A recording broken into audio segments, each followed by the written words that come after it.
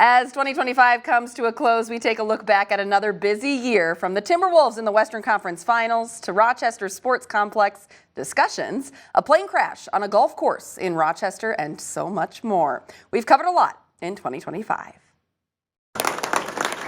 The year started off with saying goodbye to Rochester Fire Chief Eric Kurska. I tell everybody, this is the greatest job in the world. He retired January 17th. Also in January, a terrifying American Airlines plane crash shocks the country, killing 67 on board in Pennsylvania. A Minnesota native is among the passengers. In February, back in Rochester, sports complex talks ramp up. Some happy, some mad. We're saddling the city with generational maintenance expenses. Building that facility where we can run a lot of events, where we can have our community members coming through the site on the bike trails and other things like that. Decisions would come to fruition, though, in the end of the year, with the council overriding a mayor veto to build the complex. This year's legislative session starting out in a quorum, or lack thereof. A DFL boycott left half the House chamber empty to start the session. We were in St. Paul today to watch it all unfold.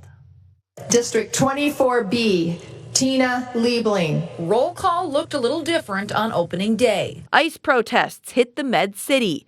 And we're inviting ICE to go home and celebrate Valentine's Day with their loved ones and to leave the city of Rochester. Protesters not wanting the agency in Rochester.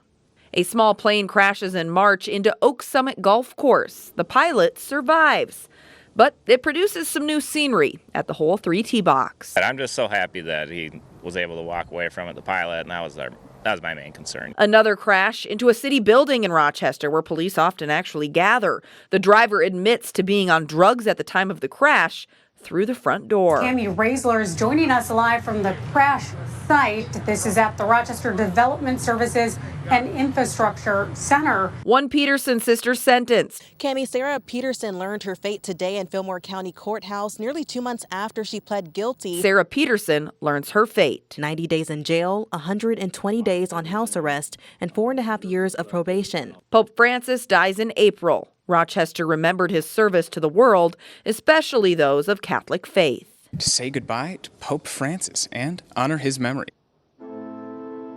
He was a man that supported our faith and taught us a lot of things. Also in April, an arrest in the Winona Baby Angel cold case. Prosecutors are pushing for a harsher sentence for the woman accused in the Baby Angel case if she is convicted. As playoff basketball makes its return to the Twin Cities, the Timberwolves taking on the Lakers tonight. In lighter news, the Timberwolves make a run again, falling in the Western Conference Finals. On a sadder note, Rochester makes national news as a viral racist video surfaces. Also midsummer, a terrible event. A state lawmaker, the former Speaker of the House, assassinated in the Twin Cities. A manhunt for the suspected shooter eventually successful. His next court hearing in February of 2026. Walking free despite being sentenced to 3 consecutive life terms behind bars. A notorious axe murderer from Rochester, David Braum, is freed from prison in 2025. He killed his parents and 2 siblings back in 1988. This a controversial step toward full parole after demonstrating rehabilitation. In October, the Fillmore Amish buggy crash from 2023 finds closure. Samantha Peterson is sentenced to 4 years in prison. The perfect time to pick out your favorite tree here at Fraser Firs in Rochester. At KIMT, bittersweet, some faces hit the road, landing jobs in New Orleans and Fargo.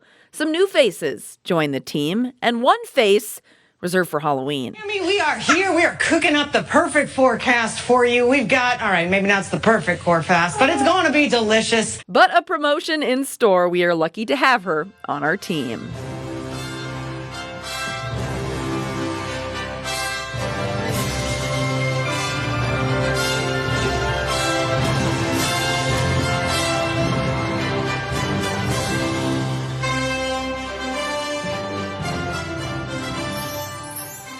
Speaking of weather, a holiday blizzard wraps up the new year, coupled with massive fraud in Minnesota taking center stage as we close out 2025. Definitely a lot that happened, and we are so happy to have our chief meteorologist over here, that's for sure.